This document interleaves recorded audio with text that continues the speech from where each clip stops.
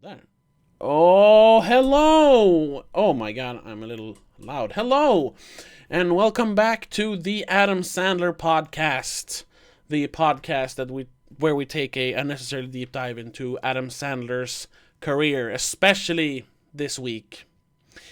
And with me, as always, is my trusty friend and co-host, Christopher. Hello, everyone. And just so a reminder, if you're watching this on YouTube in the archives, you can actually watch this live on Twitch every Tuesday at 8 p.m. Swedish time, whatever time that is where you live. But if you're watching it on YouTube, that's really nice. That's good too. But let's get into the show. We're gonna talk about, well, if you watched the last episode, you know we're gonna talk about don't mess with the Zohan.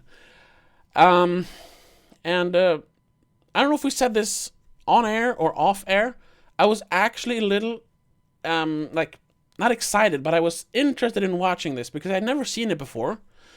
But I'd heard, when we started doing this show, I did a little bit of research on what people actually think about Adam Sandler. And I saw some videos where this was around the time when Uncut Gems was released. And people were like defending him. And I was like, really, it's Adam Sandler?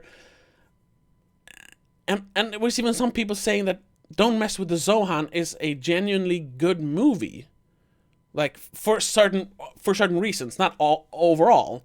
I was like, okay, so maybe that's interesting. They were talking about Adam Sandler wanted to make the first, like, genuine, like, on-screen superhero for Jewish people or something like that. And I was like, okay, sounds weird, but it's an interesting idea.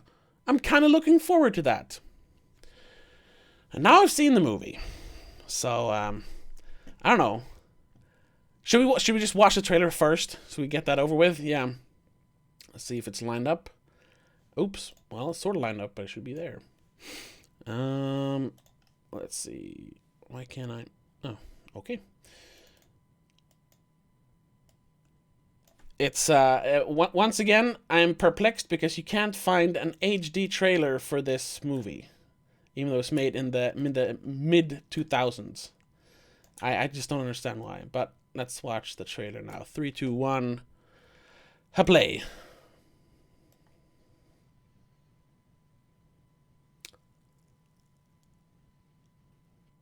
There we go. Zohan now.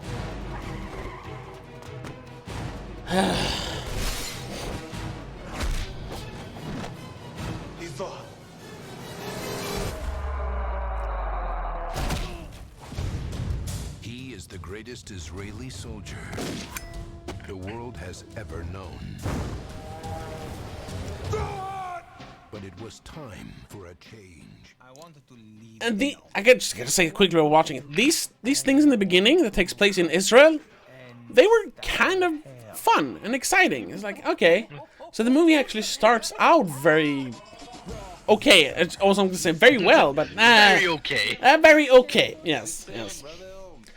But then almost as soon as he arrives in like this, it didn't really match his like confidence earlier in the movie. Whatever. Okay. Soon the whole world will be silky smooth. Yeah. So then that's the plot of the movie. He becomes a hairdresser. And that's it. Now, his old life. You're an Israeli counter-terrorist? No.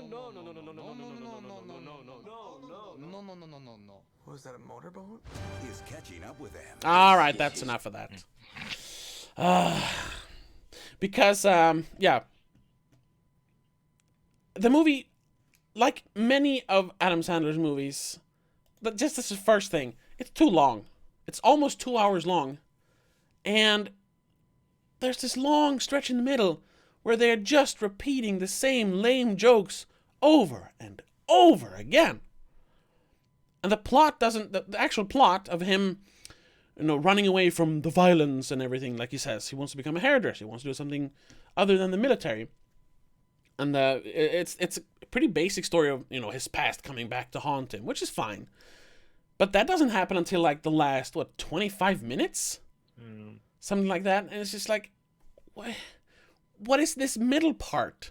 It is like 40 minutes of nothing, or more even.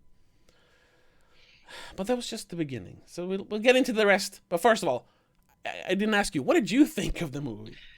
So from what I gathered from your, I liked it more than you. All right. Apparently.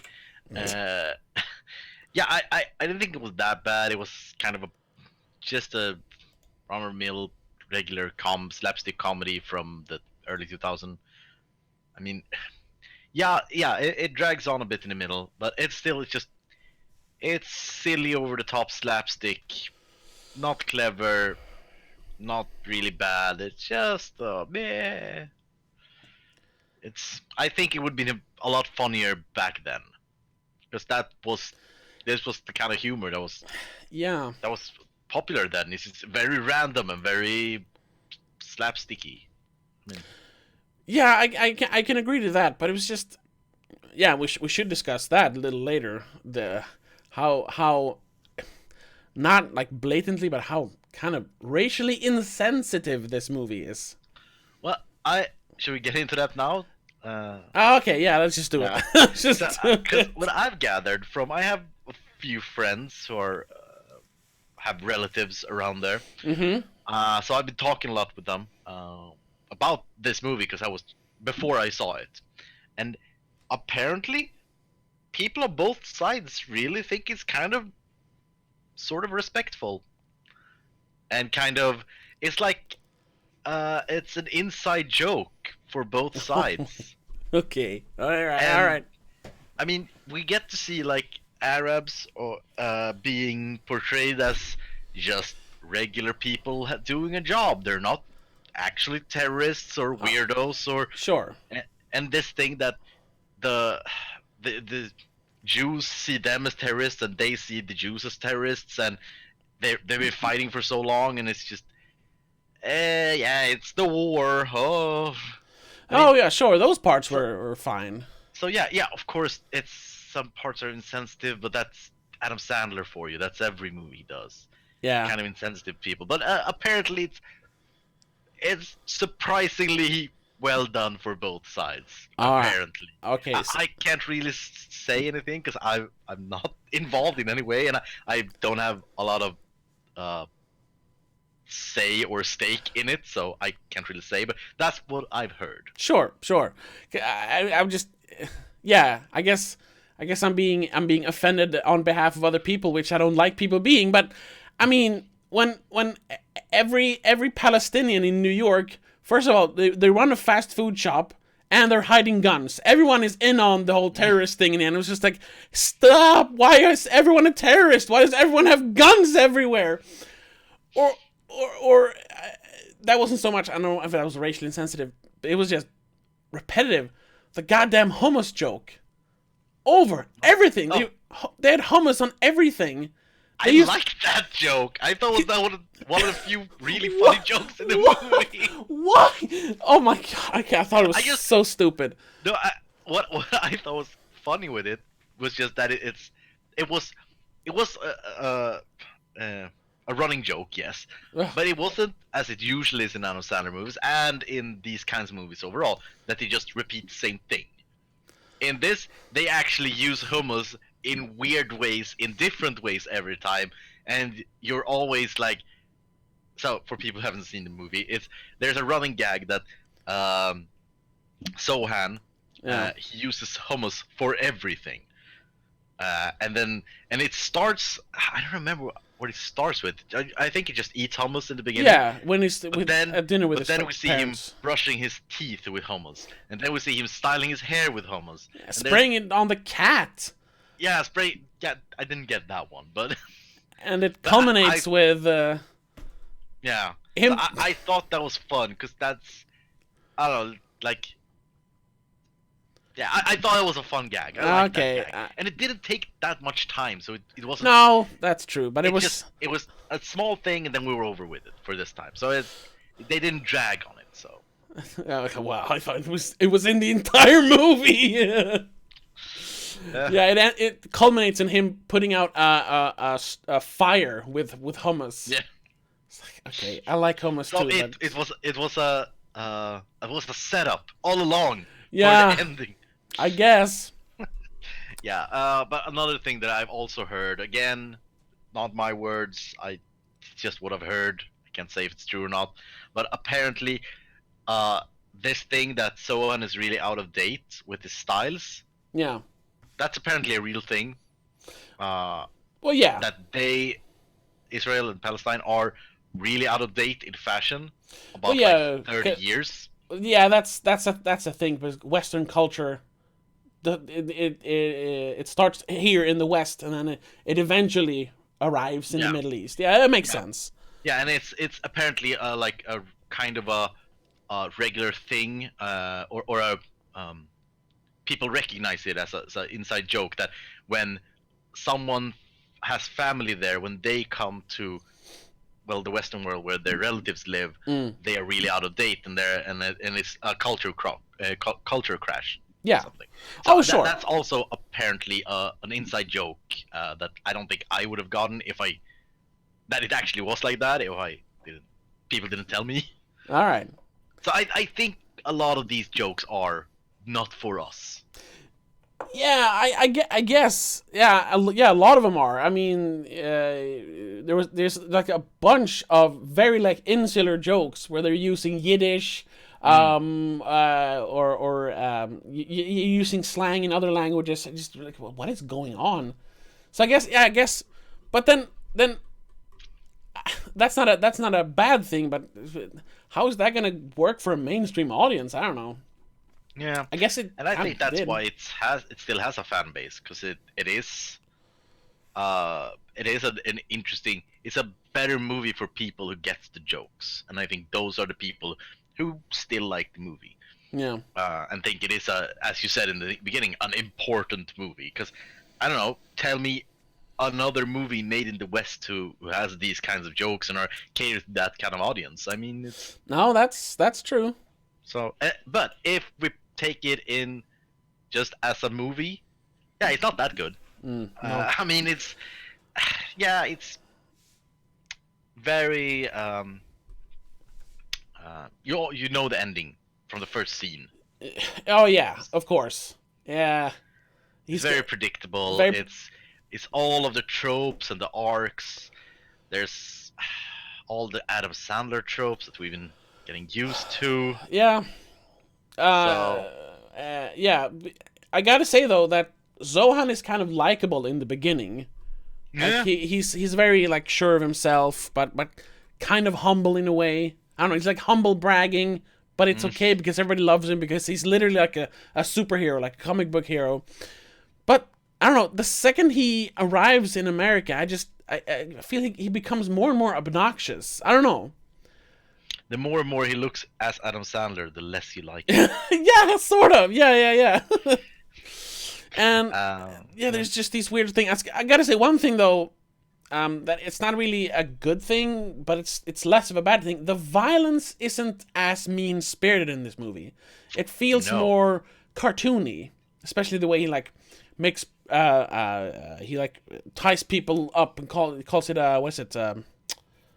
he pretzels them. Yeah, pretzels them. Yeah, that stuff, and the thing with his legs, and the whole nature of the violence in the movie is much more cartoony. So I could at least somewhat enjoy that. Yeah. But then, yeah, the plot is stale. Like I said, I thought the second act went on way too long. Oh, definitely. I mean, the second, I was so bored. Yeah. That I fell asleep when the third act started. Yeah, I had to shut it off. I started watching it last, I think, Thursday, and fell asleep like halfway through, and I was just, I should watch it tomorrow. And I didn't watch it until today on my lunch break. Because I was just, I don't want to watch this. Because it was so boring. It's just him cutting hair and having sex with old ladies. That's basically it. Yeah, for about 45 minutes. And it's like, okay, that's funny once or twice, or in the first montage, but then you gotta have something else. Yeah, there was so many things that I was thinking, like, oh, this could be fun if they... Oh, no, they didn't. Because there was for example, when he had sex with the first old lady, Yeah. I was like, oh, this could be kind of a fun or interesting turn of events if they are like, oh no, you can't do this. This is kind of illegal. I mean, because it is prostitution. It is what it is. Yeah, he's and they went down that route to make him be more of a normal person. yeah. And try to teach him the fish out of water thing. Try to teach him how the world works and how you can't do that. That isn't okay. But no, they just kept doing the same thing. Yeah, and that whole thing, I didn't know how to feel about the whole having sex with all his customers thing, because like on one hand, but yeah, okay, because I don't know what the joke was. Was it that he was having sex with old ladies, like haha they're old and ugly, or is it that he is just super horny all the time, or what is the actual joke? I didn't get it. It was just like, in real life, yeah, he would be arrested. That is like, especially the first time, it's just like, this is sexual assault. It was just weird. Even back then, it must have been weird. Yeah, I think. I hope was that's in the not like a same- cultural thing, and I'm being insensitive, because I then, was in oh the my same- god.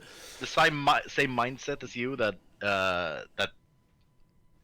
I don't get what the joke is, but I think the joke is supposed to be that he's a young person having sex with old ladies. I think that's supposed to be the joke. But what are we laughing at then? I don't. Sex with old ladies. That's funny. Yeah, And that's why we show it like 14 times in a row. I literally can't like understand, because if I'm laughing at the fact that they're old, that's not nice against old ladies. Old ladies still want to have sex. Or if I'm laughing at that it's like a cultural thing, that's culturally insensitive. What is it?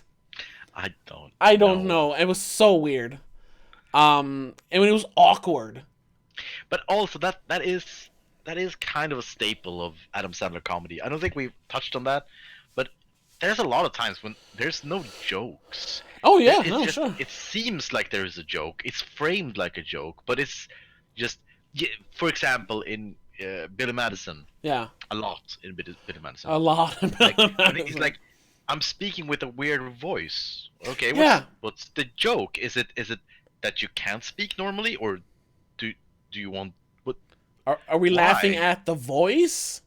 Or are we laughing at what is the joke? I Yeah, mean, there's a lot of that's sort of a staple of Adam Sandler. He does something that seems like a joke, but if you think about it, there's no joke. There's no punchline. it's not a There's joke. no setup. There's nothing.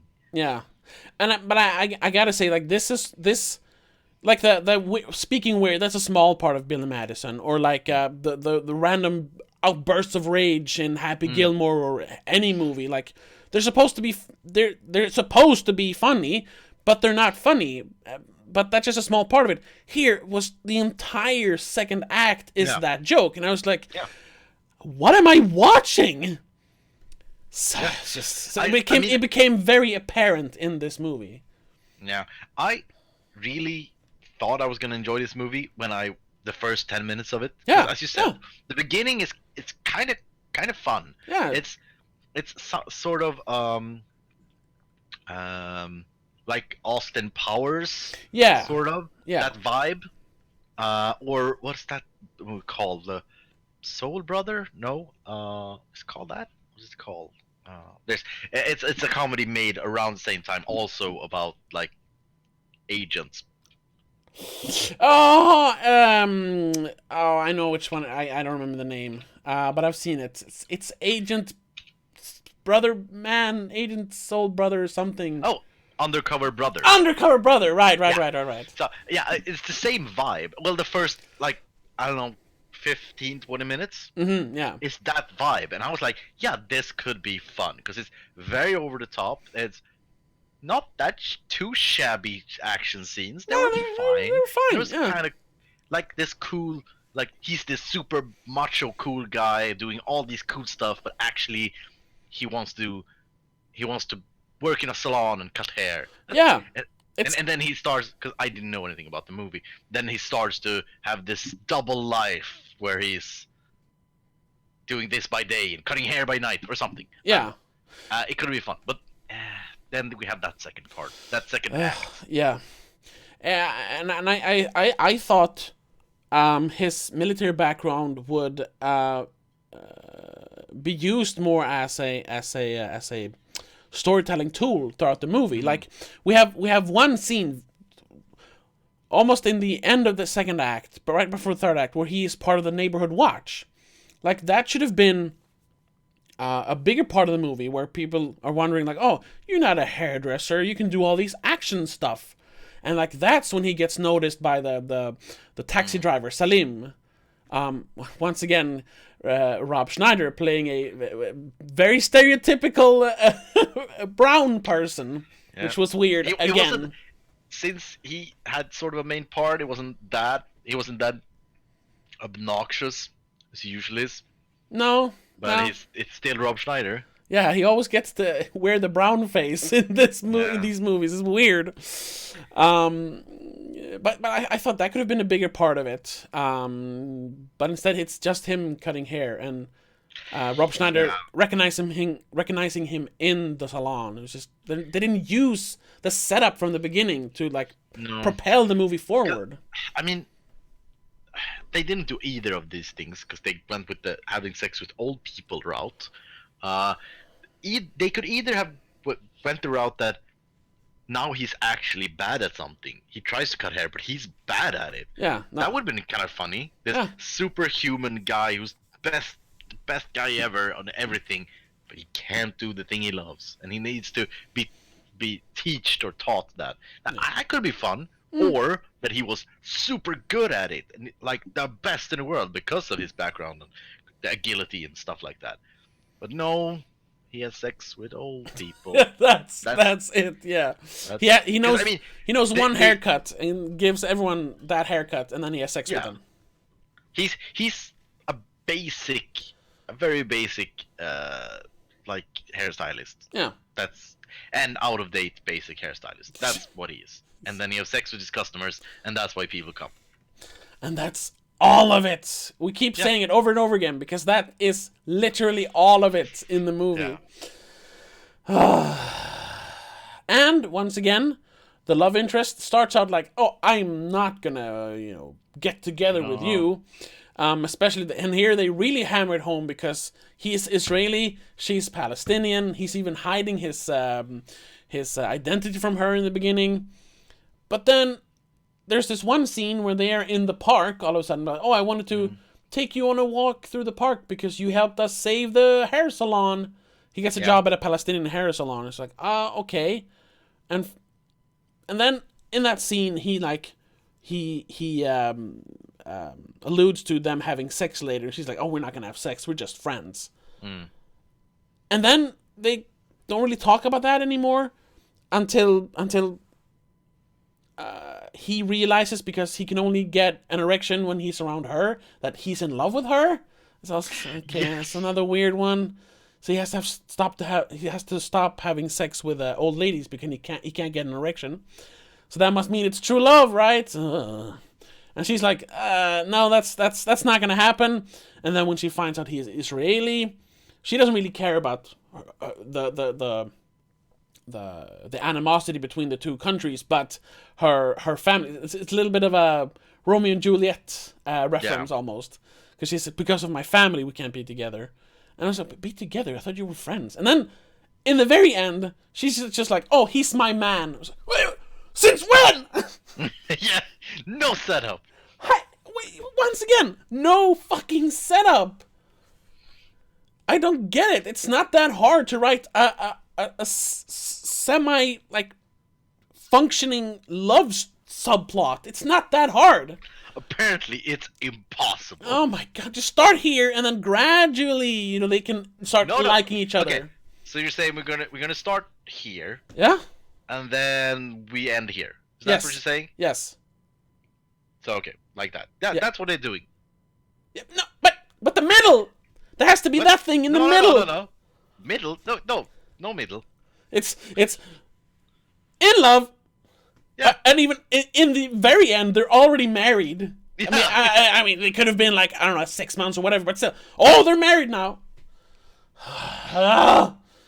Whatever. And then, I don't know. That's about it, man.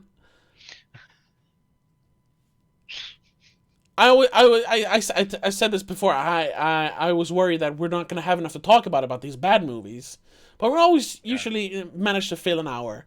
But now I don't. There's nothing more to say about. Yeah, anything to say about this movie because it's. Yeah. I mean, I can't even pull up any clips because everything in the movie is just bad scenes. Yeah.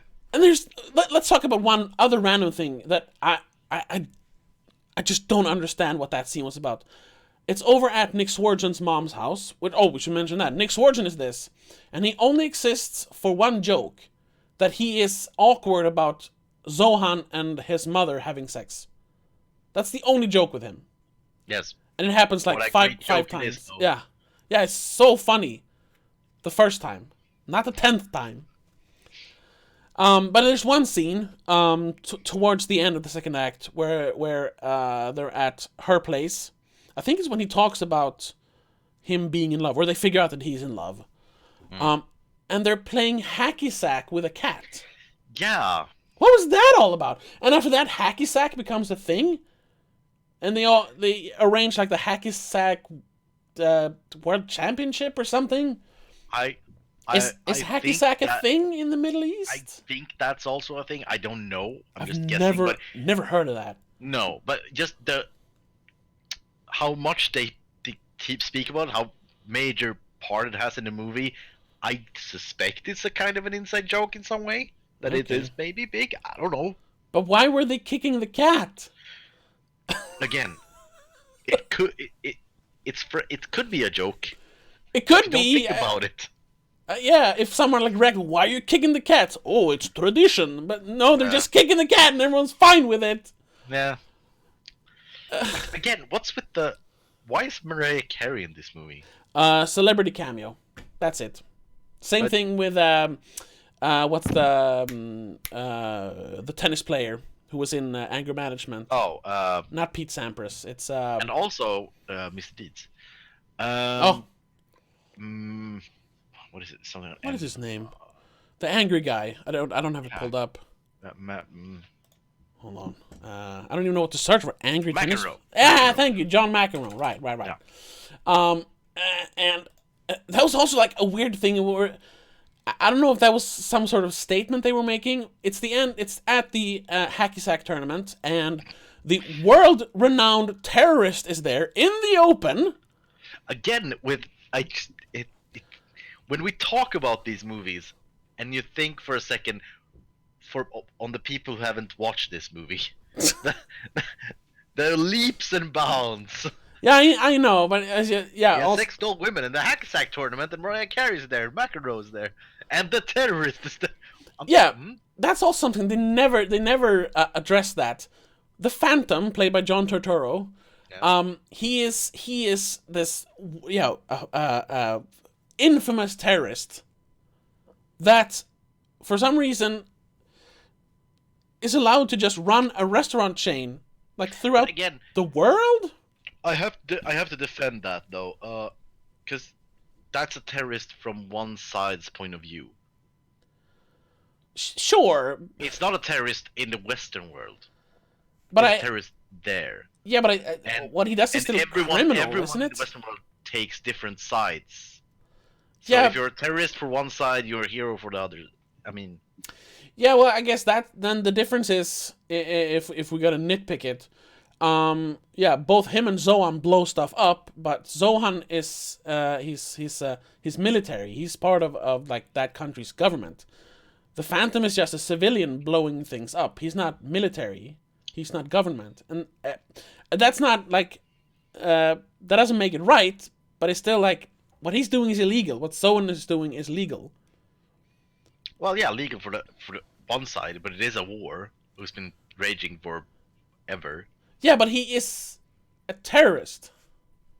Like Well, yeah, but I mean, what? Okay, it's what Kim Jong Un is doing is legal. It's not right, but it's legal. Yeah, but he's the leader of a country, so he can make it legal.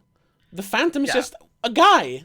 Yeah, but that's what I'm It's- saying. it's- I think it's not as easy as saying that, because it is a war between a guerrilla and the government, and if the government is doing something bad, then ethically, just because it's legal doesn't mean that the guerrilla is wrong. And what I'm saying is why he can't be on the international I guess like tournament in America. Yeah. That's probably because America doesn't really care what he is, if he's a terrorist or not there. 'Cause Okay. that's how the Western world works. I mean, have you seen people talk about this conflict? People don't want to take sides ever. It's a big joke in Rick and Morty that Oh yeah. you don't even talk about. You don't even know. Whatever you say is wrong. So, Yeah. Well, yeah. and I think that's I think that's maybe sort of the joke. That he can be there. That he has his own like restaurant chain, even though he's a known terrorist. Cause Yeah, I found it very strange. yeah, it is strange, but it's strange conflict. And again, to stress, I don't know anything about this. I'm mostly repeating stuff, and Yeah. so if someone wanna hate in the comments, I don't know what I'm talking about. No, I know. There's a bunch of people supporting both sides. I don't really have a stake in it either. As much as I've read about it, before this, I guess I'm on the Israeli side of the argument. Shouldn't take a side, you know. I Now you're shouldn't. gonna get Yeah. so much hate. I know. Shouldn't take a side. Yeah. Oh, I can't take a side. Oh, whatever. Okay. But anyway, so we have this mass murderer sitting in the audience, everyone clapping. Yeah. And I remember. Oh, right. And McEnroe, it was kind of the argument that we just had, because McEnroe says, "So why are they cheering? He's a known terrorist." And fucking Paul Blart, what is his name? That's his name. That's his name. Kevin. Paul Blart. No, what's his name? I don't. Whatever. Funny fat guy. From Paul Blart. I don't know. I forget his name. I'm sorry if you ever watched this. Funny fat guy. Yeah, and he says that. Oh, he's only terrorist on their Kevin side. James. Kevin James, thank you. No. And it says people used to cheer you, or people used to boo you as well, John. I was like, yeah, but he's a tennis player. He didn't kill people. Yeah, he says that. Yeah, and it feels like they're like. But I didn't kill anyone. Yeah, so it kind of feels like they're picking a side almost in that scene, not the whole movie. Because the movie, if there's something good about the movie, it is that the ultimate message in the movie is that they should like stop arguing about it and just be one people instead. And that's what the movie ends with. The Phantom and Zohan joins up to fight the white supremacists instead, that are trying to build a hotel in the neighborhood and run all the local businesses out of there, which is a like subplot that isn't really explored much. It's just there from time to time, and then they kind of ramp it up in the end. But at that point, it's just like, oh, right, that also. Yeah. And then I guess they're playing on all stereotypes, because those were very stereotypical white people. They were either like a cold, heartless capitalists sitting up in their ivory towers, or they were like hick racists, like rednecks. I did like the rednecks, just or the portrayal of rednecks. Yeah. What was it when they? He uses his like Someone- special glasses, which Yeah. which for some reason can pull up information on a person that no one even knows. Yeah. All right. Hates sort of everything. Just Yeah, a list of he hates everything that exists. Jews, black people, yellow people, red people, brown people. And then likes Lethal Weapon 1, Lethal Weapon 2, Lethal Weapon 3, And and one What more. Women Want. All right, What Women Want. All Mel Gibson movies. That's also like a running joke, because they mentioned Mel Gibson earlier in the movie. So, okay, yeah, because that was around the time he said those uncouth things in the phone. Yeah. Yeah. So yeah, I guess everyone's a stereotype, so that's fine, I suppose. I don't know. Yeah. They were. I guess that's because I am white. So I could laugh at those stereotypes at least. Yes, the stereotype I can laugh at. Yay! Rednecks and capitalists. Yeah. Yeah, and then they resolve that in one scene in the end where it was him. He's trying to run us out of town. Arrest him, and police just show up. Yeah. There's what? Proof? Evidence? No. No. All right. It was the guy. Yeah, and it doesn't matter. Once again, that subplot was almost unnecessary. Yeah, I think that was the weirdest thing. I was thinking about it today when I rewatched the ending, since again I fell asleep. So the entire movie, these business people are harassing the hair salon and other businesses around to sell or to move out so they can build a mall. Yeah. And in one scene they say, "Come on, just move out. We'll give you a space in the mall. You can work in the mall." Yeah. And she's like, "No, I don't want to work in the mall. I want to live in my neighborhood with all my friends and family." Yeah. And then the resolution of the movie is that they build a mall together and work in it. Yeah, I know. Okay. What is it? This is not what you didn't want this. Why did you want this now? Why? I don't know. I don't know. It was just another one. It's just because that was what they wanted to do. They wanted to build a mall so it looked nicer, and they did it. But it was them that did it, not the white capitalists. Yeah. I don't know. I guess they get money to build a mall. I don't know. Don't ask questions. Move on with the movie. It's only 5 minutes left. Yeah. I mean, I guess the story would be they don't ever say that, but I guess we're supposed to understand that if the capitalists, I don't remember what they're called. They call the group something Wahlberg. It's Wahlberg something. I think it's not Wahlberg. No, it's something like that. I think it's a joke on the Bilderberg group. I don't know. Anyway. Oh, okay. I think what they're trying to do is they want to gentrify the area and Wallbridge, right. They want to gentrify the area so that it loses its like cultural aspects. But when they build the mall in the end, they have the old Raffaella salon, they have the goat rides which you wouldn't see in a regular mall, I suppose, stuff like that. So, but they don't develop that at all. I'm just picking at straws here. Yeah. That's it. Yeah. Again. We're gonna go. I mean, I don't have anything else to say about this movie. No. It was so meh. Ooh. I mean, I guess you could give it that it can start a conversation about it, maybe. Yeah. I mean, it sort of makes me, not as much as I actually did it, but it sort of made me want to look into the conflict. I mean, I didn't, but sort of. Yeah, okay, yeah. Oh, but I gotta say then, if we're gonna talk about movies that that should have started more of a conversation, or kind of did, and actually achieved something. Have you seen Bruno by Sacha Baron Cohen, the one where he plays the German model? I didn't see all of it. I think I saw the first half or something.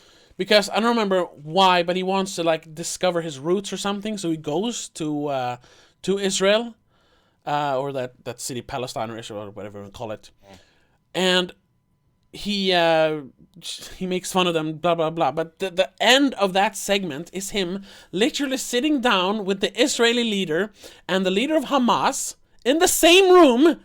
These people are not in the same room regularly. And he just asks them, "Why are you fighting?" And he asked Israeli people, like, "Why don't you like?" He like makes. They're called Hamas, but he asked, "Why don't you like hummus? It's tasty, it's nutritious." And they're like, "Yeah, that's true." And they both sides agree on the hummus thing. And the scene ends. I mean, it's an empty gesture, I suppose, but the scene ends with the leader of Hamas and the Israeli leader shaking hands, for real. And it's just like, what is going on? So I gotta say, if there's a movie that should start a conversation, it's that movie. when a gay German model can make two warring nations shake hand, if only for like a picture thing, but still, you should watch that movie. If the rest of it's not like as good as some of the other movies, but that scene alone. Maybe I'll see the last half of it. Yeah. One day. But yeah. So yeah. Time to go over the. Oh, I gotta say one thing. A couple of things.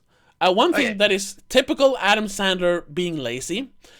We have this nice setup in the Middle East, with like a bunch of scenes in the beach and the desert and the towns and all that. But that's just the first 15 minutes. Rest of the movie, New York. Again, New York. Yeah.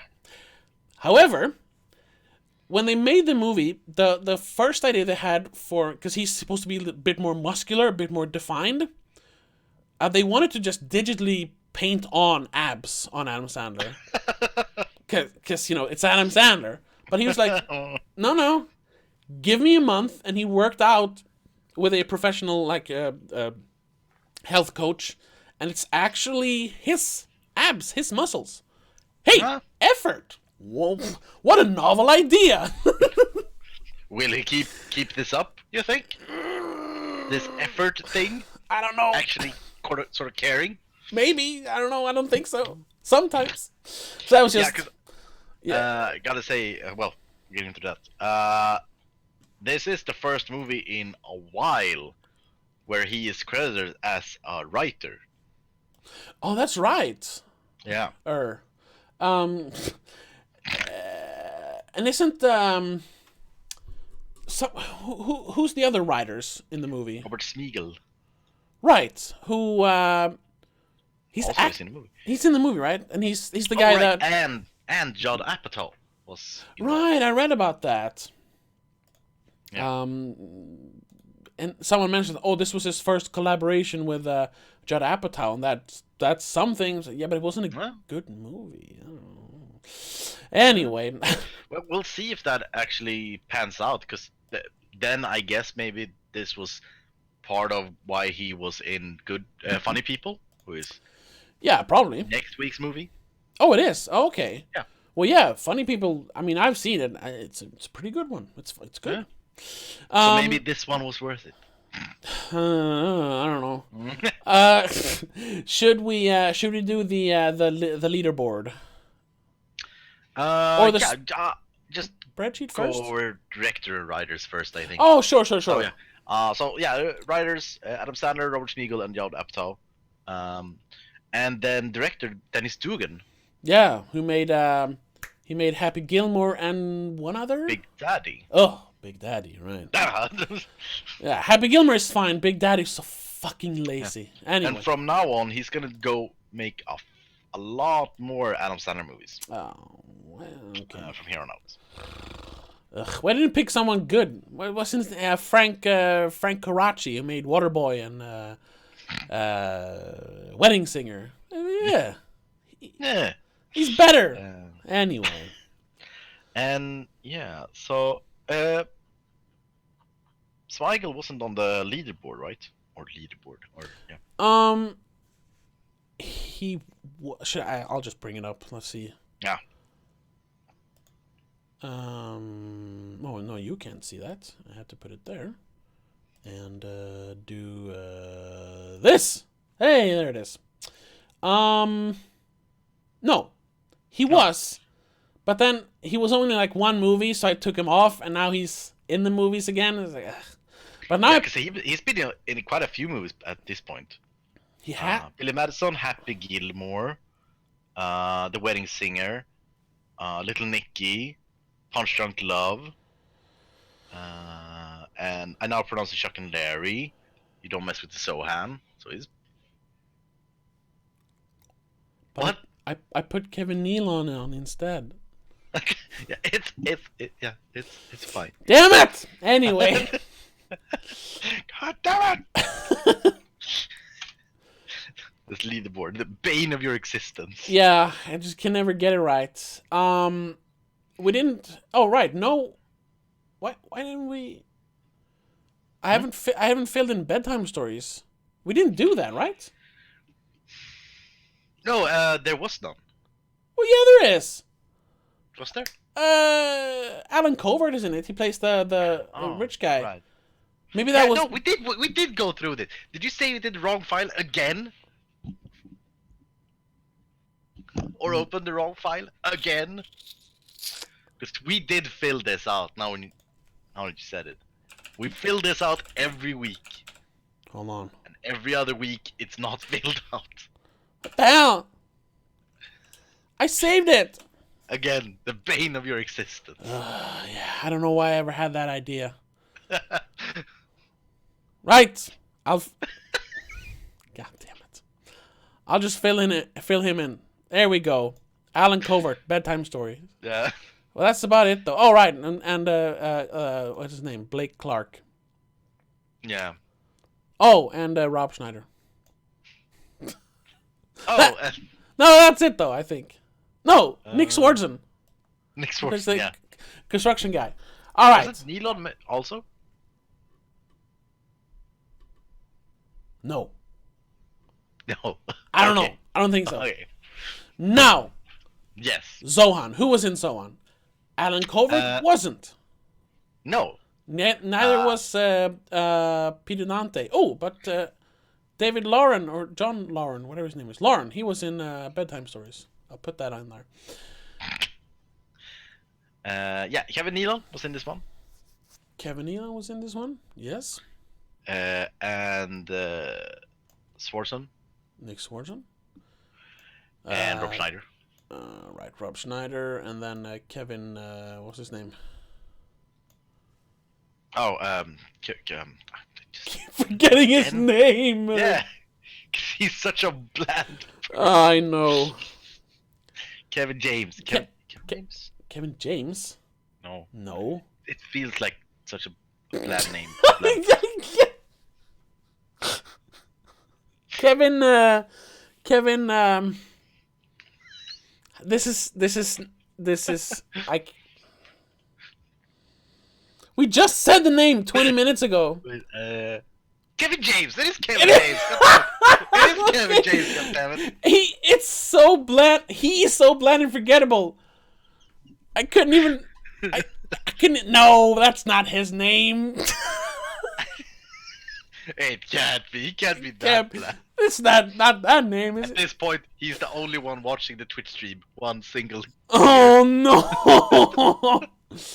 Once again, Kevin James, I'm very sorry Yeah. we're making fun of you, but you're kind of bland. Then Chris Rock is in this movie. Yeah, but he's not on leaderboard. He's not on leaderboard because he wasn't in basically any of the movies before this. No. But he's gonna be in a bunch of movies after this. Yes. He's gonna be We also in had, the Grown Ups and Sandy Wexler and a bunch of movies. The week of. Also, what is it called? The coach from Waterboy. Blake Clark. No, the actual coach. Oh right. Henry Winkler. Yeah, Henry Winkler also. in All this one. right, he's in the movie. Oh, He's been in a lot of them. A few of them. At this few of point, them. but Yeah, always just like yeah, and I took barely there. and I took him off because after what is it, Little Nicky or something, he Yeah. wasn't in a lot of the movies, but now he's back. So It seems like there's they're dips and fluctuating. highs of his Yeah. friendship group. yeah, and I know someone mentioned that everyone except for David Spade of the Grown Ups cast is in this movie, and that's kind of the cast he's gonna go with from now on. Yeah. So the time of Alan Covert is over. I don't know, maybe. He's been in like almost every one. Yeah, like He's a staple of the. yeah, and I don't know if is he in any of the future movies? We'll see. I'll look into it. So where are we? We're here.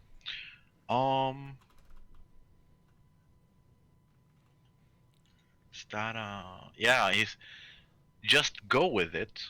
Okay. Is that on the list? Is that on our list? Yeah, it is. Yeah. And Jack and Jill. So Ooh. Huh. So yeah.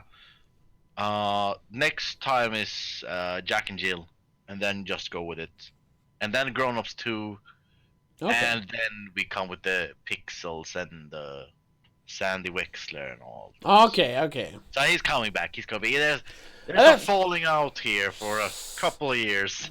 Yeah, because I mean, it's not like he's a good actor or something, but it's at least something you can, I don't know, hold on to. Like, at least Alan Covert is gonna be in the movie. Yeah. I don't know if that's a good thing, but at least it's comforting in some way. I gotta say though, I think Alan Covert is, of all of these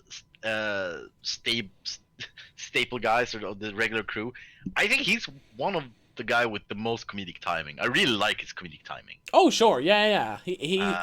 He's the most talented of them. Yeah. So yeah, sometimes maybe it is because he's not in the movie as much, but in some moments he's better than Adam Sandler. Oh sure, yeah. Definitely. But maybe if we saw a whole movie with him as a main cast, maybe he wasn't that. Yeah, no, I wouldn't say he's like a leading man. No. Right, but that's I think that's it, right? it for the actors. Yeah. Yeah. I gotta try and like ask someone with actual Photoshop skills to like make a proper big spreadsheet with all the movies and all the actors. Don't you think there's got to be like a website for that, like a free website? Make those tier lists. That Yeah. everyone made? Get them in a website or something for it. I'm gonna look into that, and we'll do sometime in the future. We'll do one episode where there's just us marking actors on the list for an hour. But I mean, you have said that you're gonna fix this list since day one. You know that, right? I know, and I thought I did for the second list, but then I took some off that started appearing in movies again. So I technically I fixed it, but I technically didn't. So Yeah. but I'm saving think- this one. I think that's it, right? Yeah, for the actors. Yeah. Yeah. So let's pull up the scoreboard. So remove that. Oops. I should do that first. And there we go. And there we go. Right. So let's score Zohan. Don't mess with the Zohan. As always, let's start with your point. This is kind of hard one, but maybe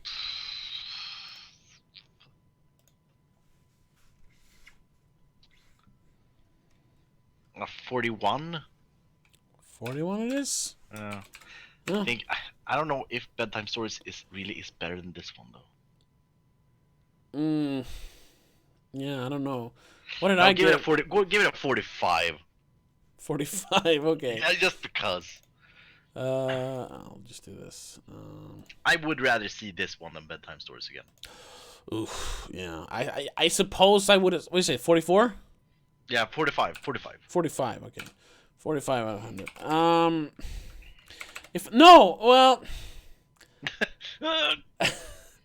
Yeah, I have. If I had to pick, it's not for like a good reason, but I'd pick Bedtime Stories because Teresa Palmer's in it.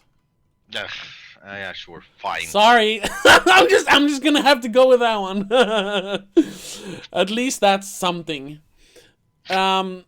It's not a lot, but it's something. I'll give it a. I did not like this. I'll give it a. It's in the like low 30s. I'll give it a 33, just because it's a. I mean, it looks nice with 2 3s. I don't know, something.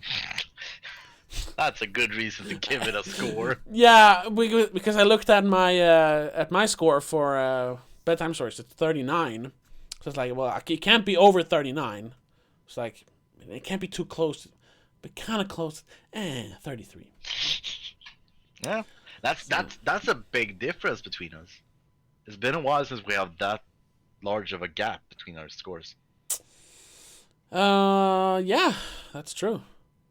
I mean, I'm just looking at the leaderboard here, or the scoreboard. Like, so I now pronounce you Chuck and Larry 1 point higher than this one. But you gave that one a 27. So do you think this is better than Chuck and Larry? Yeah, a lot. A lot. I guess that's true. I mean, I gotta say, for most of the movies we've watched, other than like Reign Over Me, Spanglish, and of course Punch Drunk Love, I've erased most of the movies. I remember Bedtime Stories because it was last week. Yeah. But I don't remember Chuck and Larry. We are at that point that we've seen so many of these that and they're so similar, so it just kind of blends together and disappears, a lot of them. Yeah, like can you mention something specific from The Longest Yard? I do remember that he was punched when he got off the bus to get to prison. No, doesn't he get kicked off the bus? Fuck. I don't know, whatever. Yeah, so yeah, me thinking that Chuck and Larry is better. If I watched it tomorrow, I might give that a lower score than Zohan because I don't remember. In the moment, I thought it was better, but now I don't know. I don't fucking know. It's gonna be interesting to see this compiled list when we're done. And we're gonna be, well, really? No. Try and make sense. Why did I give it 40? I don't know, and I'm not gonna figure it out because I'm not gonna watch the movie again. But why? Yeah. So, yeah. So, speaking next week. Yes, next week. Bedtime Stories and You Don't Mess with Zohan both came out 2008. Yeah. So that was a double year. Next year is 2009, which he only made one movie, and that was Funny People. Right. That I would say acclaimed movie of Judd Apatow. Oh yeah. And at the time was like, oh, it's a comeback for Adam Sandler, even though he's been making movies consistently for the last 10 years. Yeah, but it was sort of that, and then I remember people were talking about like Judd Apatow making a serious movie. Yeah, and that was kind of a big thing. Even though, if I remember correctly, most of his movies at that point was kind of serious and funny. Yeah, they all had Funny People. They all had a serious undertone. It started kind of silly with 40-Year-Old Virgin, but that still has a serious undertone especially towards the end. And then Knocked Up and whatever other movie, I don't remember. He made some other movie. They're all about serious things, but they're, made with funny people. So, hey, funny people. Yeah.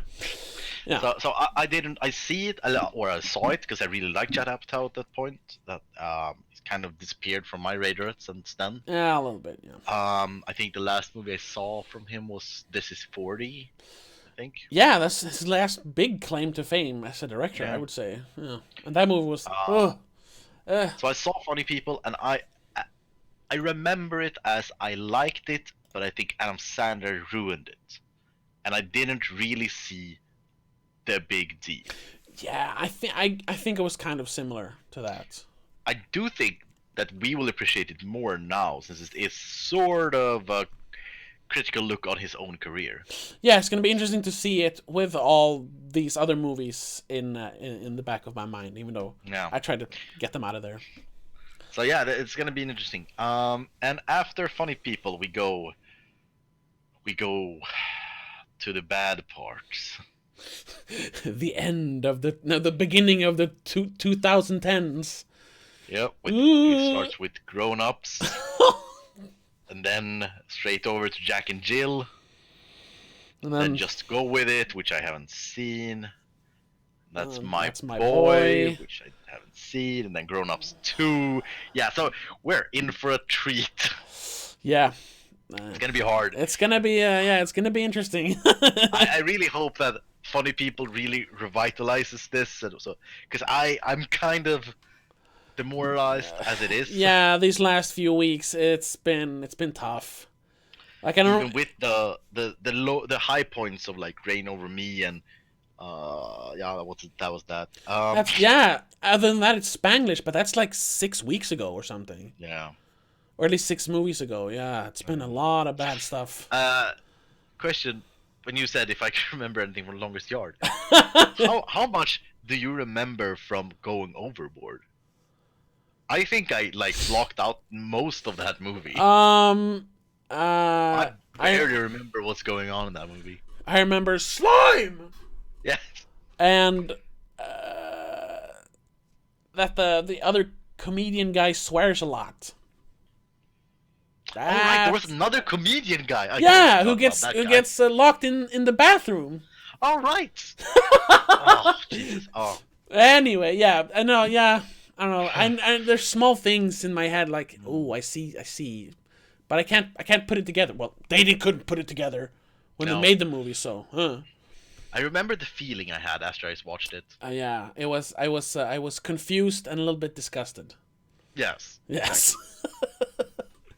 But anyway, But it is interesting that that movie still the lowest rated movie. oh yeah, yeah. I don't think we're gonna find another lower rated movie.